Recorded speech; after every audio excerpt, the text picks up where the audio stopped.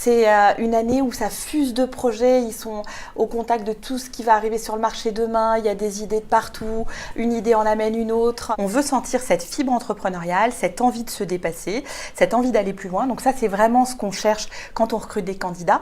Après, on est en capacité de comprendre que c'est pas parce qu'on n'a pas un projet aujourd'hui, le jour de l'intégration, que les projets vont pas émerger au fur et à mesure de l'année, ou même plus tard. On est tous mélangés, il y a des gens de cultures différentes, de nationalités différentes, des gens d'expériences différentes.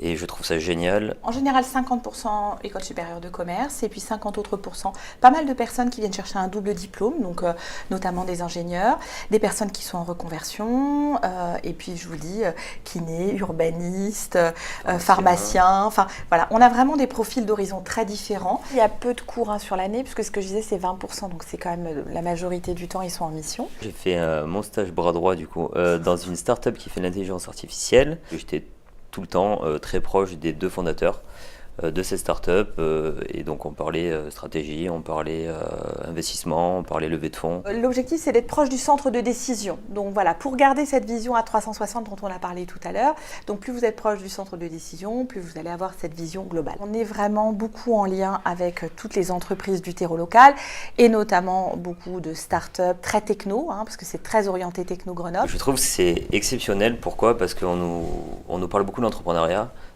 souvent sur les bons aspects, mais aussi les mauvais aspects qui peuvent être présents. Et ces intervenants, ils nous parlent, ils se mettent à nu devant nous, ils nous racontent vraiment leur expérience, les moments les plus forts comme les moments les plus bas. Et on apprend vraiment, on sort vraiment riche de ce qu'ils nous racontent. Je pense qu'on est très proche aussi des étudiants. On a vraiment notre porte qui est tout le temps ouverte. On est tout le temps là avec eux pour partager sur les projets. C'est vraiment bien passé avec Katia et donc Jean-Claude, le directeur du MSE. J'ai l'impression de parler à des amis. Et j'aime qu'ils apprennent avec le sourire et dans la bonne humeur.